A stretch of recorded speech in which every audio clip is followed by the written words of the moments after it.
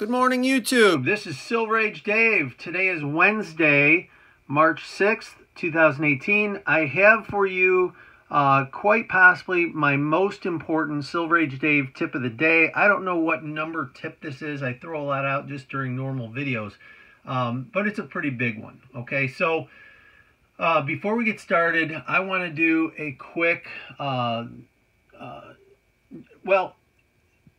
I opened my my page today, and I just want to send out the most humble and sincere appreciation. It seems like just a month ago, I put out my 100-200 subscriber contest, and I wasn't even at 200 yet. And the way I have been embraced by the comic community, this is from brand new YouTubers all the way up the chain to, you know, the people that I hold in the highest esteem, people who've been around for years and years and years and years and years, you know, the pioneers of YouTube comic community. It's incredible to me. I was just sharing this yesterday with someone. Every time that subscriber count goes up by one, I am just really amazed, and again, my sincere and most heartfelt appreciation. So this tip is probably going to go down as the most important, maybe the most eye-opening, and it was to me when I discovered it. I was really shocked. I consider myself you know, pretty savvy. I'm you know, my memory's terrible nowadays, but I'm knowledgeable on things. Sometimes my longer-term memory is better than my short-term memory, but I considered myself knowledgeable on a lot of things. And when I found out that this collection that has taken me a lifetime to basically to build and to put together, when I found out, and I'm specifically talking today about the comic books, okay? And this is going to apply to people who collect cards, but specifically what I'm commenting on is the comic books. So when you see, you know, G.I. Joes or $6 Million Mans or all these other trinkets around, those aren't what we're discussing, okay? We're talking about the paper collectible. And when I found out that I didn't have adequate coverage, no one could be more surprised than me. I work in an industry that I really am supposed to know this stuff, and how this came about, and I also want to preface saying I am not, and you know, by any means the definitive expert on this. I'm not a lawyer. I'm not telling you you are or you aren't covered for this, but I'm telling you, you need to look into it. Each state in this great country is different, and I know there's people in other countries that watch my videos. I appreciate you. You know, the moral of this story, when you finish watching this video, needs to be, I'm going to take responsibility for my collection. Okay, if you're one of the people that falls into this category, that you are at extreme risk, like I consider I was, then you know, what responsible people do is we grab the bull by the horns and we move forward. We advance ourselves, and some people are risk adverse. Some people have a high risk tolerance. They're willing to take risks, and some people are not risk adverse. They don't want to take the big risks. So in my case, I have a collection that is pretty immense. I have some you know, I consider the little books as important as the big boy books, I think some people call them. But when I found out that if God forbid there was a fire or a theft or a tornado or any other kind of crazy stuff, water loss, that I did not have adequate coverage for things that I hold near and dear. And you know, from a side, I don't buy comic books as an investment, But when you get these kind of dollars involved, let's face it, you're investing. And again, I'm not a financial guy saying it's an investment or anything like that, so don't hold me to that. But anyway, let's talk about my discovery. So I was sharing my collection with a person who is in the industry, in the insurance industry, and they had commented about, they'd asked, well, do you have a side policy, Dave? And I said, well, what do you mean? I have homeowners insurance. You know, a lot of people have homeowners insurance or renters insurance. And I said, but I have that kind of thing. And they said, well, no, there's limits on that. So, you know, if there was a fire, it wouldn't pay you what you think it would pay you. And so that for me was a shocker. And here again, I consider myself pretty astute. I consider myself pretty knowledgeable on most things, but this one had slipped completely past me. And I've been collecting since really my Bushes started buying me books in the 70s, but really probably by 1990, 95, that's when my collection was really growing. And so needless to say, I was pretty surprised. So let's take a quick look. I am not singling out or naming any insurance company or judging or giving any legal advice here. But here's the part of the policy. When you look at it, I've gotten these generic home and renters policies here. These are specifically, Ohio. These are specifically one insurance company who is, again, not affiliated in any way. I'm not judging anybody or anything like that. I'm not giving you insurance or legal advice.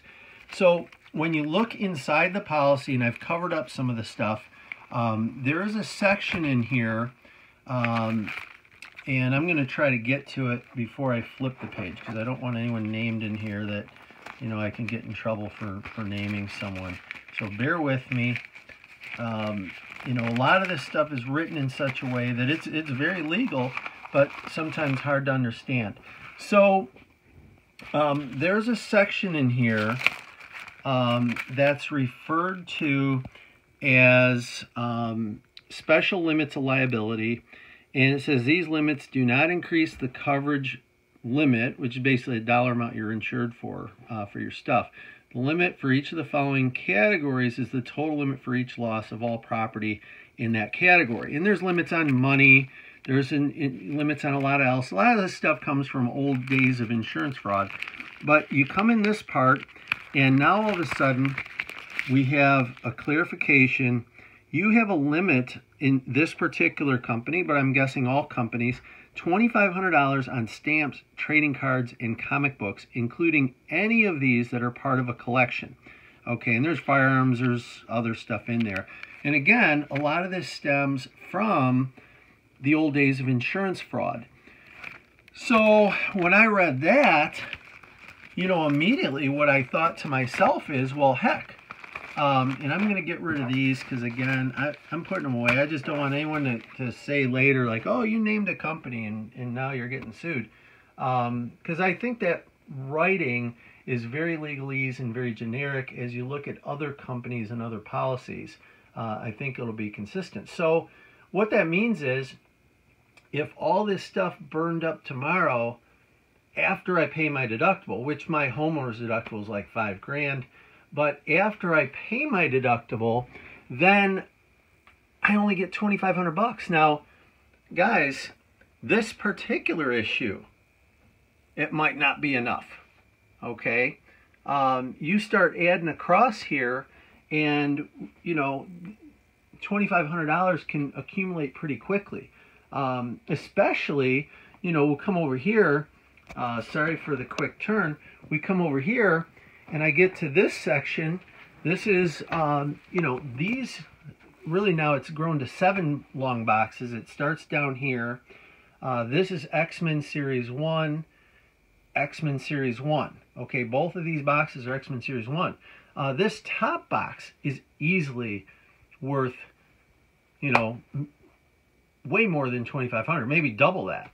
So to find out you only have $2,500 coverage is a pretty big deal. I would imagine some of you are rubbing your forehead right now and, hopefully still listening to me, but rubbing your forehead saying, holy moly, how did I not know that?